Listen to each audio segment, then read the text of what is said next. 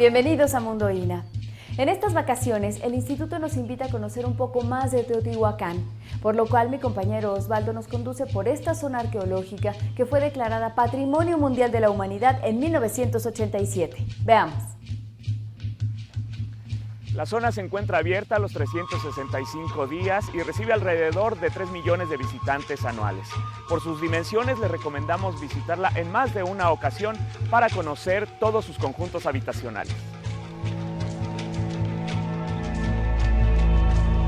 De acuerdo a las investigaciones, la antigua ciudad de Teotihuacán tuvo una extensión de aproximadamente 20 kilómetros cuadrados, con más de 2.000 conjuntos residenciales y una población calculada en 120.000 habitantes. Recorra esta importante ciudad prehispánica a través de sus principales complejos arquitectónicos, como la Ciudadela, el Templo de la Serpiente Emplumada y los conjuntos residenciales que la flanquean, además de las pirámides del Sol y la Luna. Además, la zona de monumentos arqueológicos de Teotihuacán conserva murales de esta ciudad en sus sitios originales, como en las edificaciones Jaguares y Quetzalpapalotl, donde podrá apreciar las técnicas, materiales y temáticas referentes a la expresión artística de esta civilización.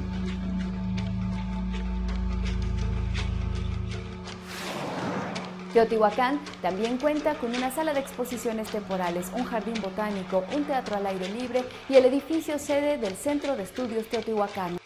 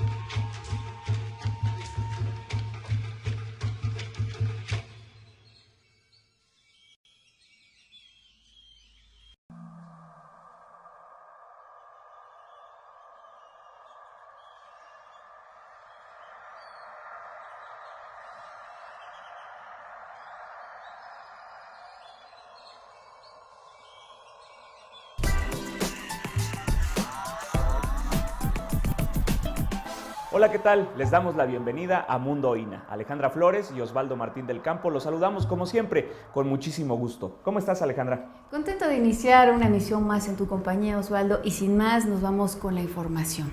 Los resultados preliminares del proyecto Tlalocan, Camino bajo la Tierra, se dieron a conocer en un simposio que se llevó a cabo en el Museo Nacional de Antropología, Osvaldo. Así es, esta y otras investigaciones que se desarrollan en el instituto conducen a una relectura de las áreas culturales de Mesoamérica y Aridoamérica, Alejandra. Vámonos con los detalles. Adelante. Las últimas exploraciones del proyecto Tlalocan, Camino bajo la Tierra, que conducen al umbral de 3 cámaras ubicadas bajo el Templo de la Serpiente Emplumada, son constancia de los estudios sistemáticos que se realizan en la zona arqueológica de Teotihuacán. El proyecto ha dado lugar a la confrontación de datos, a la revisión de hipótesis e incluso a cotejar la cronología de una metrópoli que se desarrolló a lo largo de 8 siglos. No hemos perdido la esperanza de poder corroborar la hipótesis de que en este lugar podrían encontrarse los restos mortuorios de quienes en aquellos tiempos se pensaron dioses y reprodujeron en la tierra la forma como se concebía el cosmos. Lo comprobaremos el próximo año. Seguiremos trabajando, buscando, pensando que este es el lugar ideal para que se hubieran realizado los rituales de transmisión del poder. Aquí debió entregarse y recibirse el verdadero poder de las divinidades del inframundo.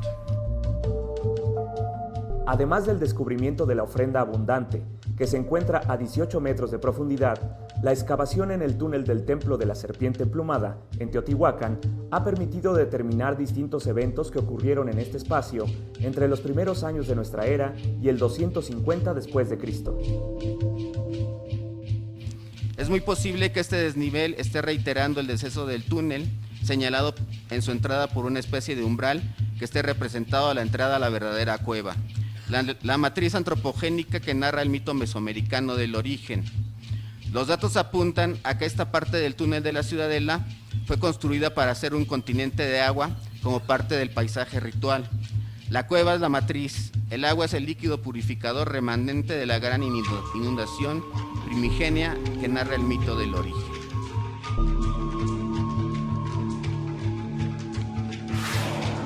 Ustedes pueden consultar íntegras las conferencias de este simposio en la página del instituto que ahora aparece en pantalla.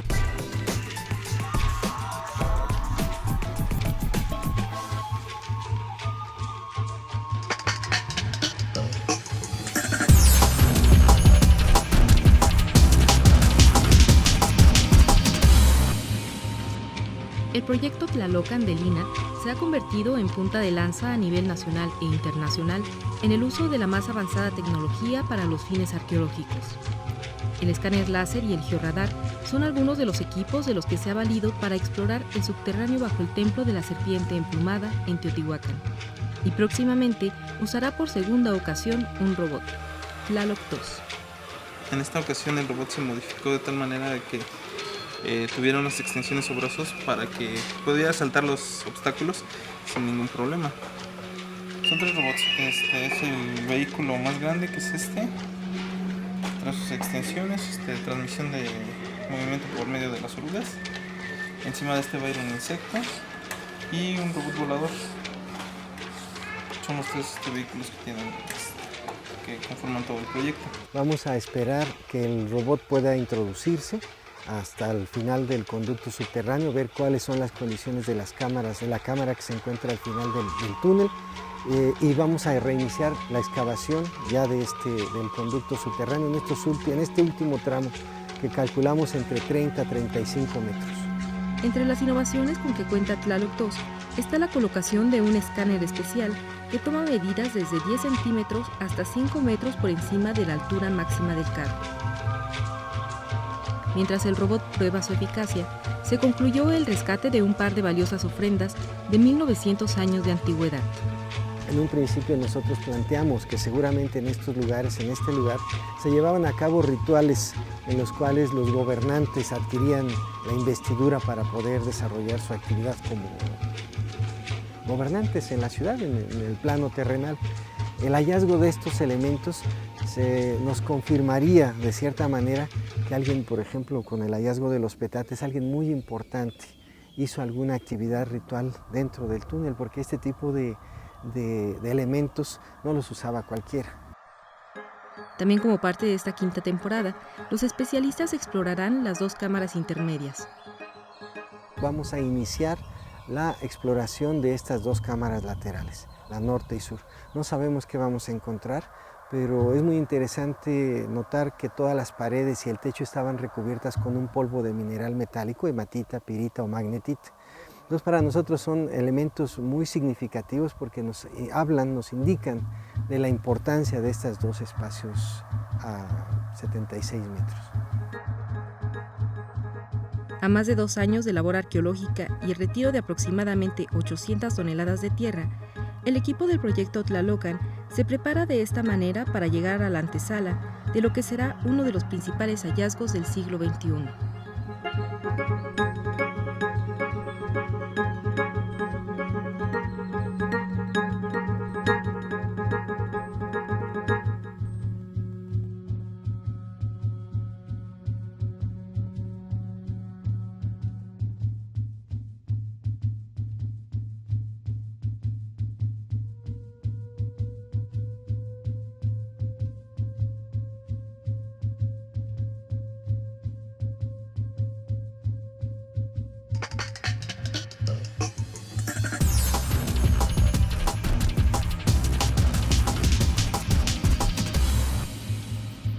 A poco más de un siglo de exploraciones, La Pirámide del Sol, uno de los monumentos más grandes y enigmáticos de Mesoamérica, sigue expulsando hallazgos de sus entrañas.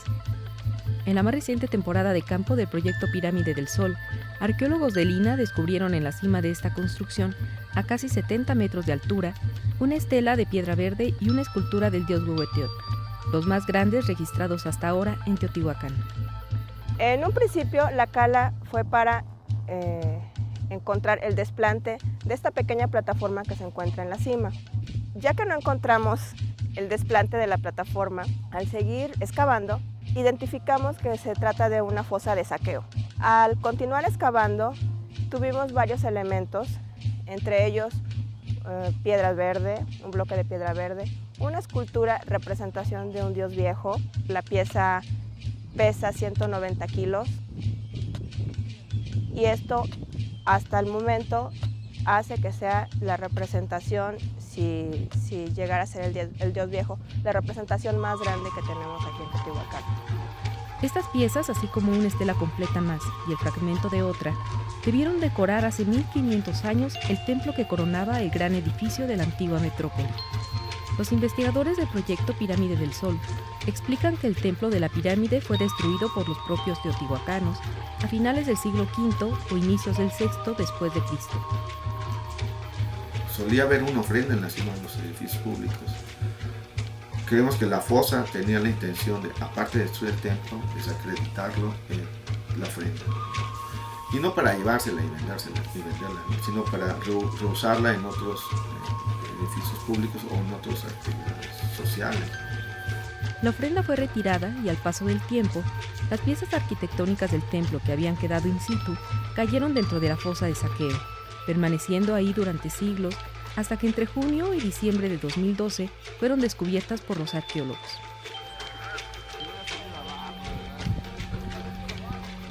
En lo que respecta a las estelas completas de piedra verde, la primera de 2,5 metros de largo y la segunda de 1,40 metros fueron embaladas para su descenso desde la cúspide.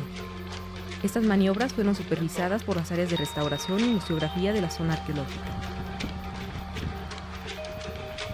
Los recientes descubrimientos en la cima de la Pirámide del Sol podrían indicar que fue escenario de cultos dedicados al fuego y de finales de ciclos calendáricos.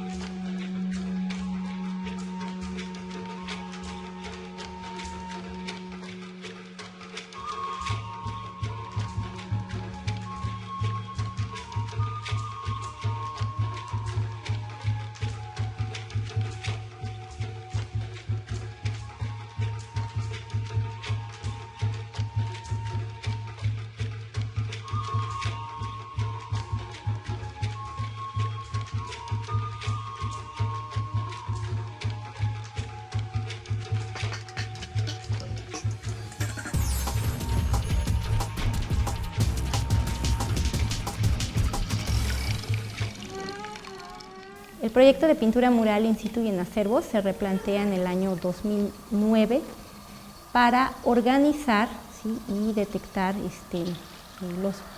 qué problema tenemos en la pintura mural de toda la zona arqueológica de Teotihuacán. Nuestro objetivo principal es el registro, tener un orden en ese registro de la pintura que abarca la pintura mural in situ, la pintura mural que se encuentra en fragmentos producto de las numerosas excavaciones que en el tiempo se han dado en Teotihuacán, y la pintura mural que en algún momento de la historia de la conservación del sitio fue desprendida de su lugar de origen y colocada en un soporte artificial.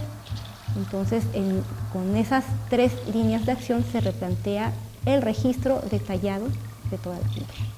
Lo que estamos aportando como investigación es que vamos a dar pie a que el investigador pueda consultar o referenciarse a la base de datos los diseños y formas específicas. Le vamos a dar pie para que pueda él interpretar los murales a través de la iconografía.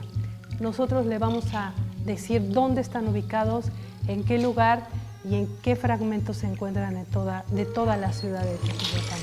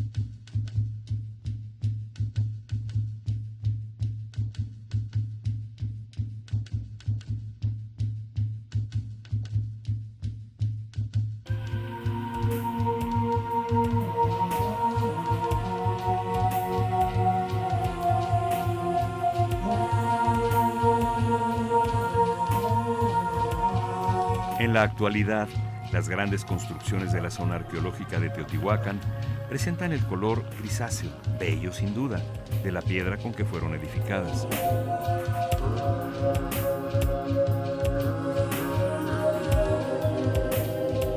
Sin embargo, sabemos que Teotihuacán, la gran metrópoli mesoamericana, entre el 500 y el 600 de nuestra era, tenía un aspecto deslumbrante debido a que era una ciudad casi enteramente colorida.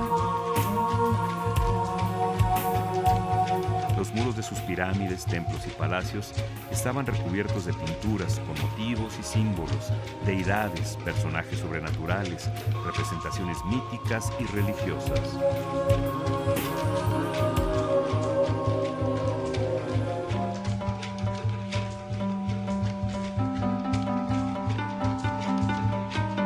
Según algunos estudiosos, la urbe en su momento floreciente llegó a alcanzar los 200.000 habitantes que se asentaban en las afueras del centro monumental y sagrado, en complejos residenciales muy probablemente ocupados por grupos familiares dedicados a alguna actividad artesanal y comercial.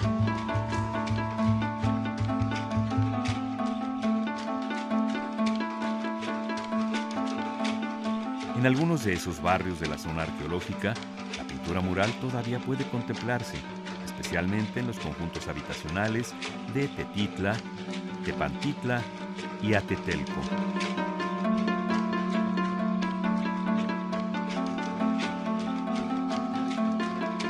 El complejo habitacional de Atetelco, al oeste de la zona arqueológica, es una muestra de cómo se organizaban sus edificios, en torno de patios con altares dedicados a sus dioses tutelares.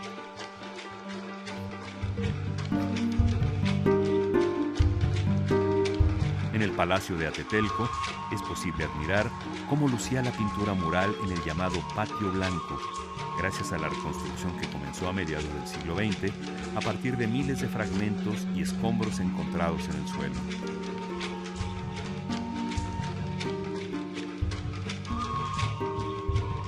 Solo permanecía en pie la parte inferior o talud con la representación de animales relacionados con la noche, con la oscuridad y quizá con el inframundo, el jaguar y el coyote.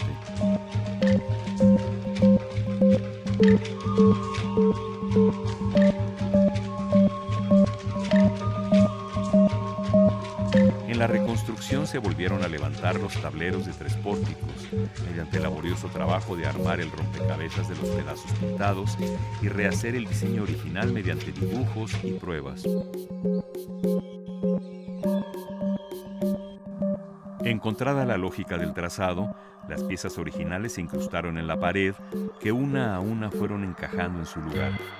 Los fragmentos faltantes fueron reconstruidos y diferenciados de los originales. La trama de los murales del Patio Blanco se basa en la simetría y la repetición, un cruce de lazos que forman numerosos rombos.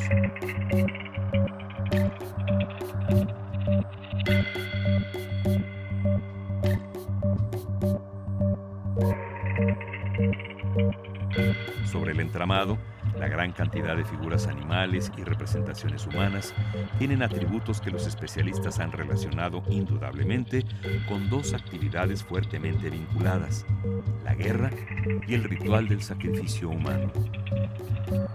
Además de la compleja simbología que identifica a los personajes sacerdotales, aparecen armas, escudos, lanzadardos y abundantes corazones sangrantes, la ofrenda más preciada que debía entregarse a los dioses. En general, el colorido de los murales de Atetelco es de tonalidades rojo y rosado, y quienes los realizaron legaron muestras del refinamiento y conocimiento del arte pictórico que, relacionado a los símbolos de la religión, permanecería entre los muros de su acontecer cotidiano, custodiando sus actos de ritualidad. Fueron realizados por artistas muy diestros técnicamente y, sobre todo, muy instruidos por la clase dominante del sitio en la referencia a los símbolos de la religión que presidía el acontecer de la comunidad, siempre pendiente de los signos y los actos de la ritualidad.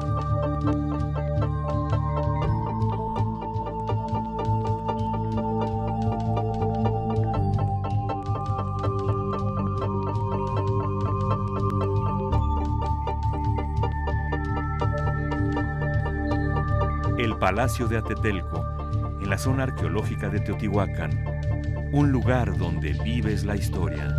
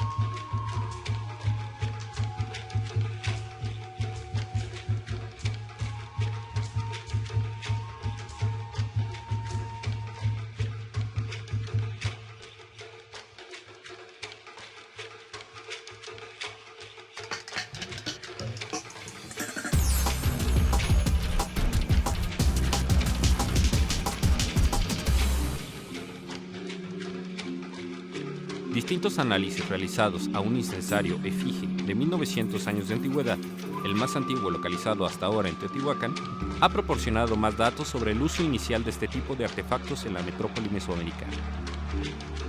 Su hallazgo se realizó a finales del 2010 en el barrio La Ventilla. Fue localizado en una subestructura que data de entre los años 100 y 250 después de Cristo, en la esquina suroeste del conjunto de los glifos. Es muy importante este hallazgo porque se asocia a un nivel constructivo muy temprano. Esta es la importancia que tiene este brasero. Primero, su contexto con un conjunto muy importante donde tenemos elementos de la escritura teotihuacana. En segundo lugar, su contexto antiguo, un edificio, un nivel constructivo muy temprano.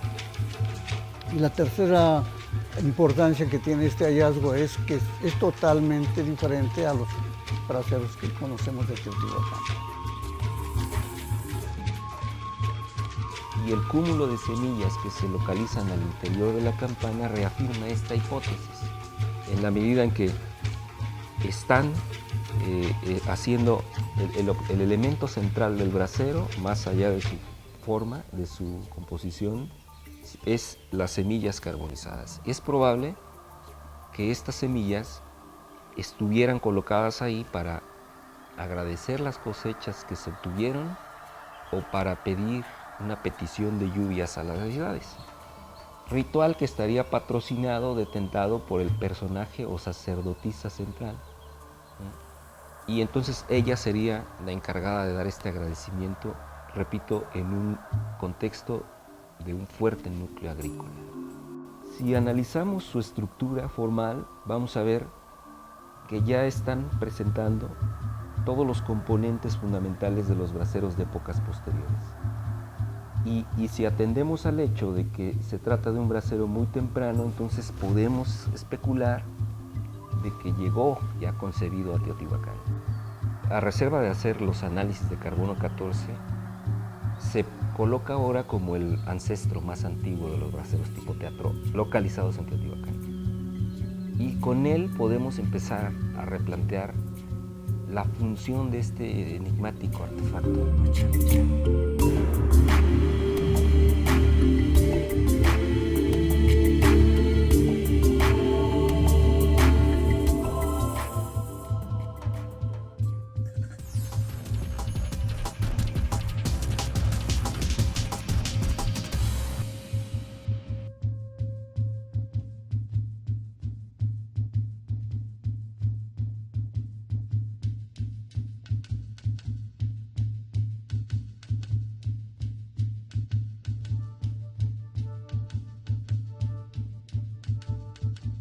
el asunto de Dios para Loret es muy importante, tanto si es un Dios prehispánico como si es un Dios posthispánico, ¿no?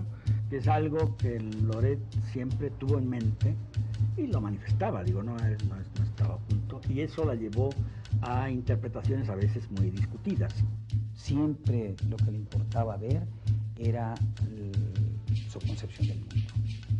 ¿Qué tipo de aprehensión del universo existía en la mentalidad de los pueblos americanos?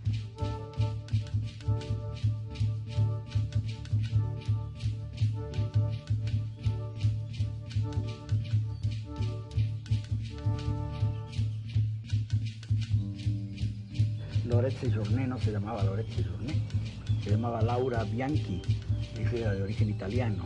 Ella hablaba muy poco de sus años de joven antes de llegar a México. Su primer marido se apellidaba Séjourné, un francés que ella rechazó precisamente cuando la connivencia del gobierno francés con Hitler. Supe, por ejemplo, que ella había sido editora de cine, ¿no? Ella trabajó con Jean Cocteau, ¿no? En algunos films. Era una gente que le gustaba mucho el cine, fue su trabajo que hizo en Francia. Estaba en una actuación subterránea y ahí conoció, por ejemplo, a Victor Serge, que es su segundo marido, ¿no? La guerra, los nazis avanzaban en toda Europa.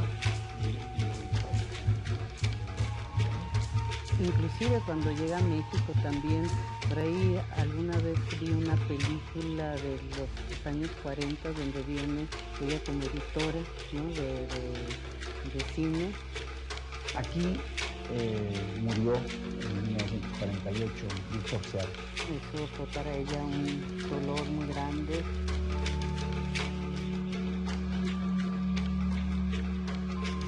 Hubo una librería, cafetería en el centro de la ciudad, donde a los clientes, era una tienda de antigüedades también, les ofrecía vino. Entonces ahí en esa tienda precisamente conoció a don Arnaldo. Y 2 años después ella se casó con Arnaldo. Desde su llegada al país empezó a interesarse por las pinturas vivas, no solamente por la pintura mesoamericana anterior a la llegada de los españoles, sino también por los pueblos. Sufrió tanto sus primeros años cuando llegó a México que lo que quiso fue explicarse este país, ¿no? ¿Qué pasaba? Entonces decidió estudiar arqueología. En la Escuela Nacional de Antropología e Historia, en donde hizo su carrera. O sea, una mujer madura ya, formada con todo el bagaje de la cultura francesa, con todo el rigor de la cultura francesa, que se enamora de nuestro país y decide quedarse.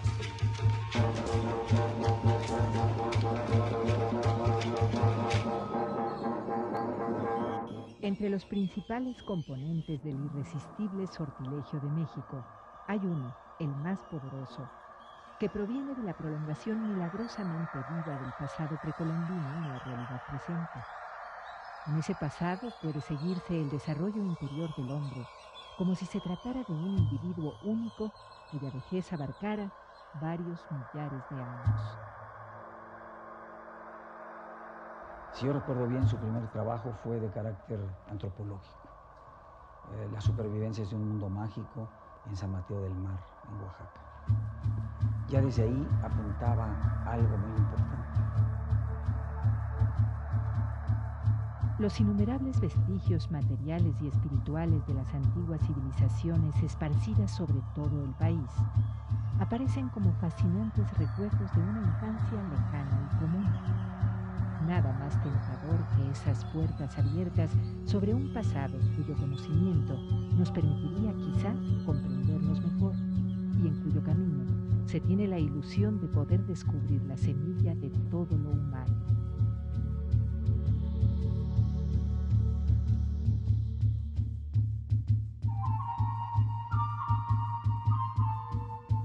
Me platicó que había estado trabajando con don Alfonso Caso en Monte Albán y luego trabajó con Rus, con el maestro Rus en Palenque también. Cuando descubren la tumba de Palenque, ella era parte del cuerpo pues de arqueólogos que estaba trabajando ahí. Después pues ya se va a Teotihuacán.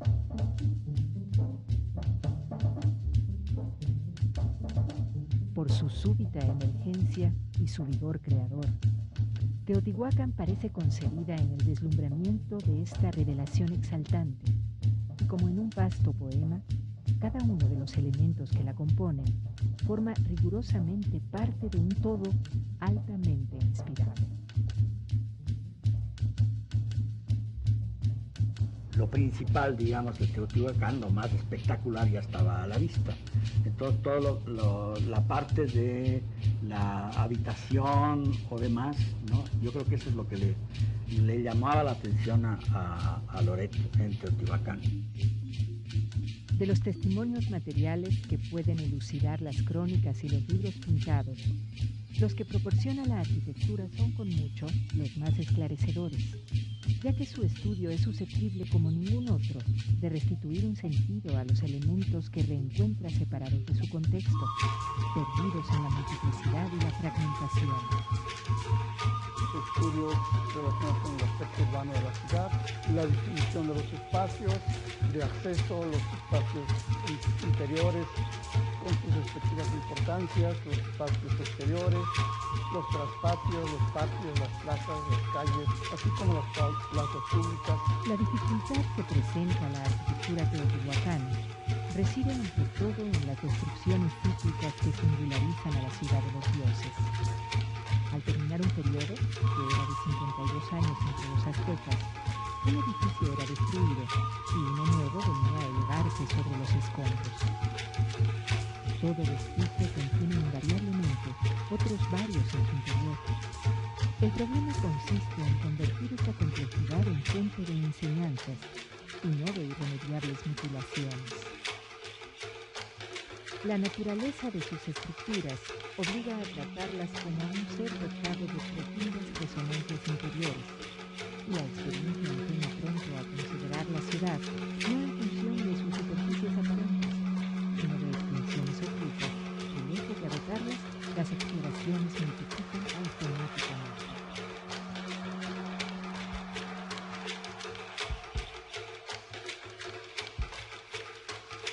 Cuestiones, digamos, como el palacio que encontró en Zacuala. Ella consiguió medios financieros en el banco, no recuerdo el nombre. Se da cuenta que puede ser algo muy importante. Trabaja mucho con los campesinos, porque era tierra pues, que todavía pertenecía a algunos campesinos que tenían dueños. Entonces los convence para que vendan, para que les vendan esas parcelas para poder iniciar ese estudio. Sepultados desde hace más de un milenio, estos palacios han sobrevivido no solo en la memoria deslumbrada de las generaciones, sino en la existencia concreta que ha sido siempre recordada por las innumerables obras que a través de los siglos brotan de este suelo repleto de arte. No es desde ayer que los campesinos ven surgir bajo el arado vasos brillantemente coloreados, esculturas en piedra preciosa, paneles de muros ilustrados como bellos libros de imágenes. Es fácil, por ello, comprender la fascinación que ejercen estos grises campos de labor que encierran el universo deslumbrante de Quetzalcóatl, esas extensiones opacas en las que el investigador atento percibe el centelleo interior. Sus resultados de sus investigaciones publicados por el Fondo de Cultura Económica es un palacio en la ciudad de los dioses.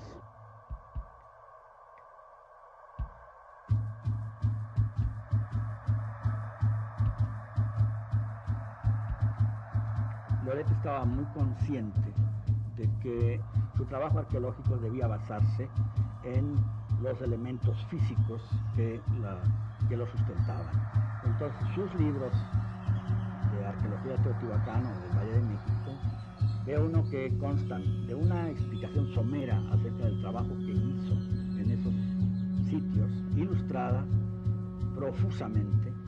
Verán que los textos sí siguen una caja tipográfica determinada, etcétera, pero que las ilustraciones se salen por todas lados. Su interés siempre fue que las ilustraciones tuvieran el máximo de tamaño posible, es decir, que fueran bien visibles, ¿no?, en la edición del libro.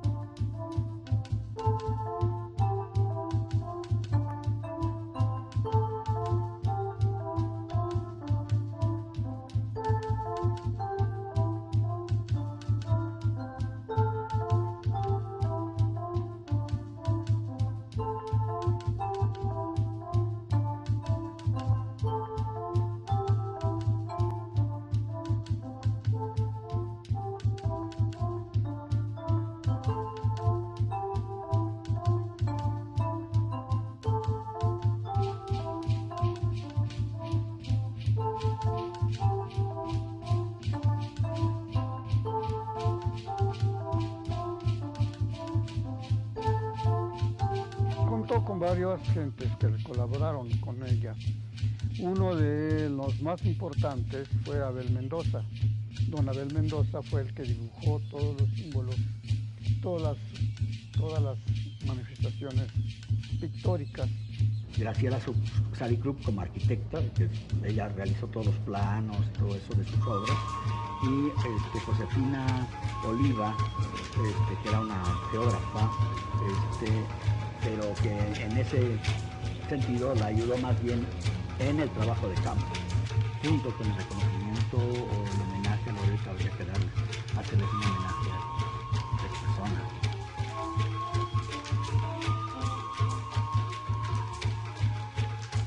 Hoy nos parece inconcebible que Europa haya podido ignorar hasta el siglo XVI la existencia de una civilización como la que reinaba entonces en México desde hacía más de 1500 años. El antiguo México sorprendió a los europeos por el lugar desmesurado que asignaba a las cosas divinas. Era un mundo en el que la marcha del cosmos estaba considerada como un asunto de Estado y donde había leyes que regían la búsqueda espiritual de los ciudadanos. Una tierra que por su intimidad con el cielo había derogado lo profano. Poblaciones vueltas hacia el infinito que respiraban normalmente en el aire rarificado de lo sagrado.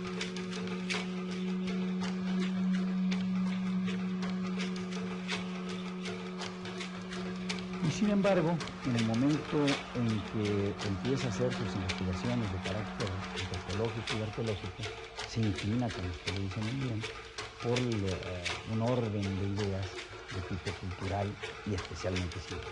Es la otra Loret, ¿no? La Loret que ciertos arqueólogos han discutido y demás acerca de sus interpretaciones.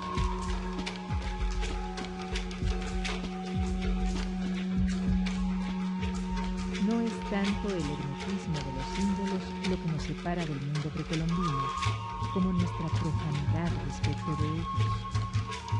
Pertenecientes a una civilización donde la actividad se traduce en hechos históricos, en acontecimientos que no tienen alcance más que sobre el universo temporal, nos es difícil captar un pensamiento determinado por la voluntad de elevarse desde esta existencia misma por encima de la condición terrestre. Ella aportó una gran información en lo que se refiere a la exploración de los ministros, de los signos, de la iconografía, y todo esto está relacionado con la religión. Los dioses son espíritus libres para siempre del tiempo y de la separación. Por tanto, todo lo que para nosotros es indicio de vida, expresión, personalidad, movimiento, está rigurosamente proscrito de sus figuraciones y formas. Lejos de constituir un fin en sí, son jeroglíficos de conceptos altamente especulativos. Es una pregunta que yo me he hecho mucho, ¿no? Porque decía, bueno, es que Loret, ¿cómo cómo llegó, ¿no?, a toda esta interpretación. Yo creo que era parte de, primero, de una formación muy rigurosa, ¿no?, de un estudio muy riguroso. Retomó a su vez, por supuesto, de las ideas anteriores a ella, como las de Alfonso Caso. En alguna ocasión me comentaba que un libro que a ella le dolía mucho y que además era el que más tenía referencias de otros autores, era precisamente El pensamiento y religión en el México antiguo. Porque esa era su forma de entender el mundo mítico de los mesoamericanos o de los amerindios, viéndolo en su contexto global.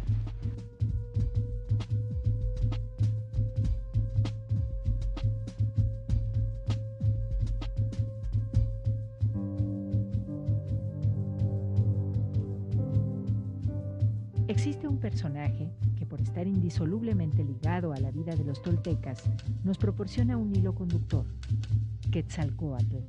Este lugar se conoce como el Patio Blanco de Atetelco. Fue explorado en parte por Loret Seyurné y ella estudió el material. Y aquí hay la representación muy importante de las figuras que ella interpretó. Por ejemplo, aquel personaje que se encuentra allá es un sacerdote con lanzas y demás. A él le da la denominación de Quetzalcóatl. Y un personaje que se encuentra aquí, que es deforme, le da el nombre de Nanahuatzi, que ambos están relacionados con la leyenda del quinto sol.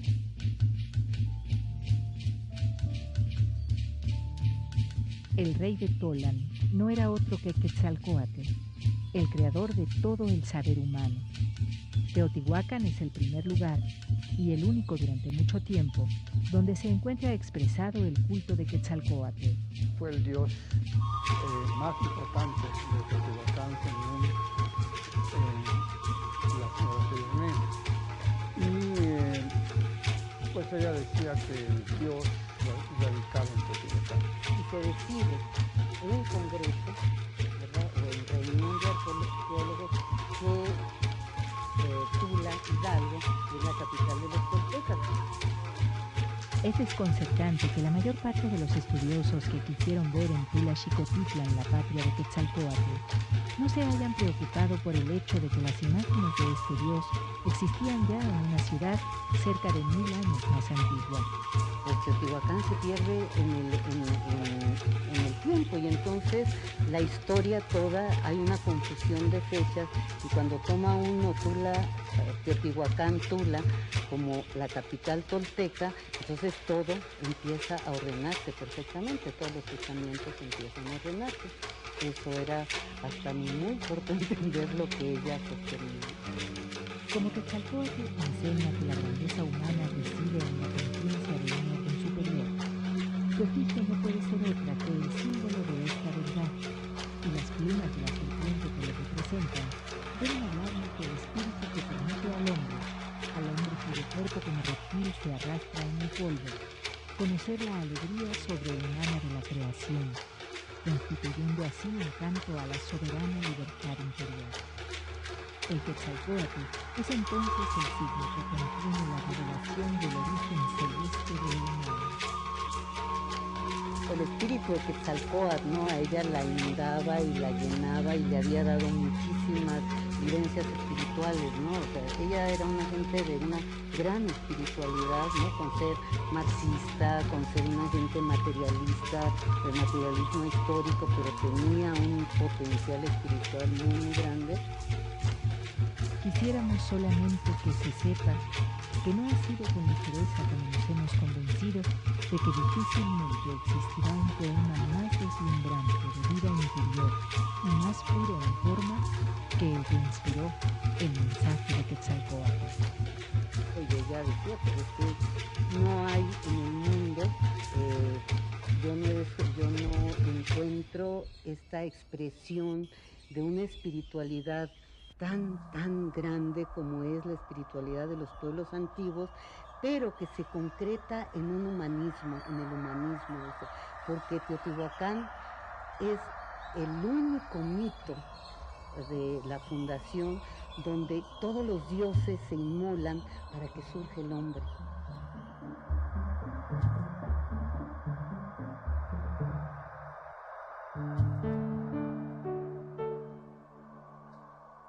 Este espacio de Atetelco, que se conoce como la sección noreste, fue donde la señora Sayurné trabajó en sus últimas excavaciones. Ella descubrió aquí una serie de espacios arquitectónicos, pero también encontró restos de pintura mural. Ya no hubo tiempo de interpretar estos signos, porque ya después, pues, por su edad, se retiró y empezó con la preparación de otros libros, y esto ya lo dejó sin su estudio. Loret, a pesar de su enfermedad, Loret, a pesar de su avanzada edad, a pesar de su aislamiento, nunca dejó de trabajar en aquellos temas que le interesaron. Hoy estaba escribiendo un último libro después del pensamiento náhuatl sobre el fechamiento de las 5 eras, cómo se podían fechar estos 5 momentos, ¿no?, de este mito, ¿no?, para darle concreción. Y nos dejó un trabajo inconcluso en forma de manuscrito, quizás con ciertas lagunas, no suficientemente bien estructurado porque ya no le dio tiempo de terminarlo, y desde luego, como todas sus obras, escrita en francés. Yo lo empecé a traducir casi página por página que me iba pasando ella con grandes esfuerzos. Lo vamos a publicar. Se llama La Cosmogonía Mesoamericana, el libro.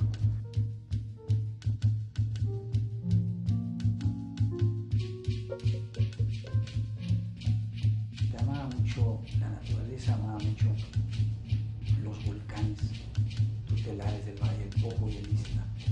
Por eso parte de sus cenizas se dispersó ahí. Pues estamos aquí en la piedra solsticial, la piedra del conejo, la piedra de Tomacoco, o una cabeza semilla, como Loret le llamó. Se esculpió en 1519, precisamente cuando llegan Hernán Cortés a las costas de Yucatán. Está relacionado con Venus al amanecer, aquí en los volcanes, atrás de la mujer dormida, pues sale Venus, cuando en su forma travesante que Loret investigó durante muchos años. Es una de las vinculaciones muy fuertes que tuvo con Amicameca. Como homenaje a ella y también por petición de ella, primero aquí trajimos a depositar las cenizas de don Arnaldo Fila, después de ella también, de Loret, pues ahí pusimos sus cenizas de la rituación del viento, como pues homenaje a ella, a su trabajo que hicimos.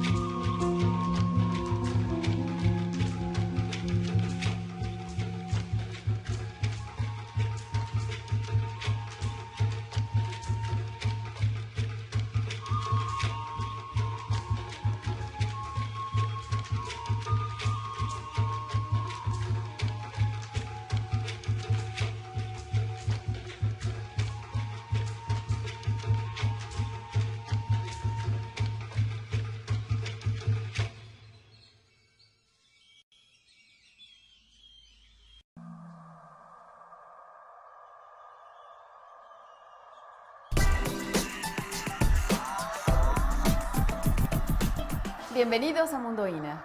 Durante el verano, niños y jóvenes aprenden a reconocer y salvaguardar su patrimonio cultural prehispánico en la zona arqueológica de Teotihuacán.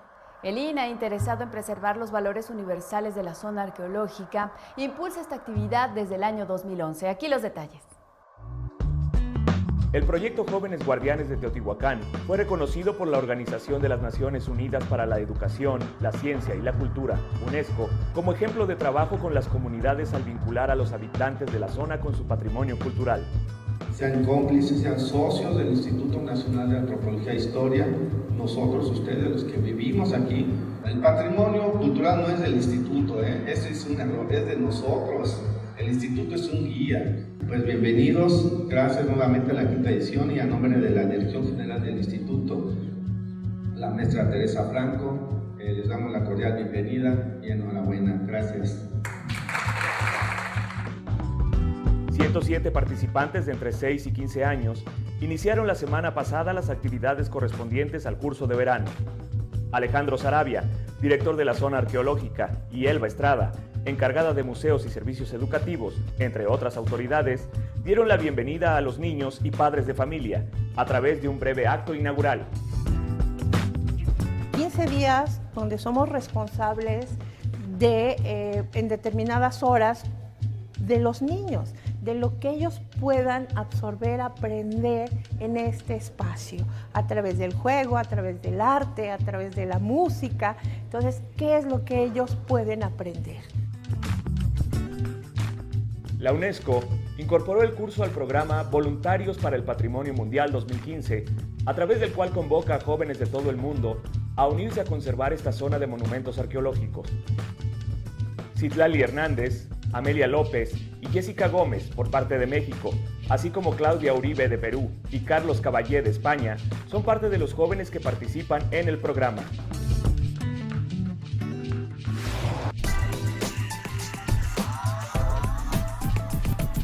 Bienvenidos a Mundo INA. Iniciamos comentándoles que hoy concluye el curso Jóvenes Guardianes de Teotihuacán, que se desarrolla en esta zona arqueológica, Alejandra. Efectivamente, Osvaldo, en su quinta edición participaron 107 guardianes a quienes se vinculó con su patrimonio y se sembró en ellos el gusto por la promoción cultural de Teotihuacán. Veamos los detalles. Tras 2 semanas de actividades, los niños, jóvenes, talleristas y voluntarios reflexionaron en torno al patrimonio cultural y natural a través de juegos y visitas realizadas a los conjuntos habitacionales, a los museos y áreas poco frecuentadas de la zona arqueológica. ¿Cómo vamos a conocer más culturas si no conocemos nuestra cultura de origen, ¿no? Por ejemplo, yo soy de aquí de Teotihuacán, he aprendido muchísimas cosas en cuestión de nuestro patrimonio. Siempre tuve mucho interés, en particular en difundir la arqueología hacia las edades más tempranas, porque me parece que es importante que los niños empiecen a interiorizar la importancia del patrimonio histórico, arqueológico, porque eso finalmente se convierte en un insumo para fortalecer la identidad. Los conocimientos adquiridos en el curso, la creatividad y la convivencia de los participantes fructificaron en una obra colectiva, un colorido mural denominado Patrimonio Mundial Natural Mexicano. Los voluntarios de Perú y España deben compartir y replicar la experiencia vivida en México al volver a sus países de origen. Con ello se cumplirá la misión de la Organización de las Naciones Unidas para la Educación, la Ciencia y la Cultura, es decir, que los jóvenes se vuelvan promotores de los bienes declarados Patrimonio Mundial. Cualquier iniciativa que suponga enamorar al país, a las poblaciones, a las localidades de su patrimonio, cualquier tipo de acto que ayude a que todo eso se conserve todavía mejor, será bienvenido y es bueno para cualquier sociedad, para cualquier país.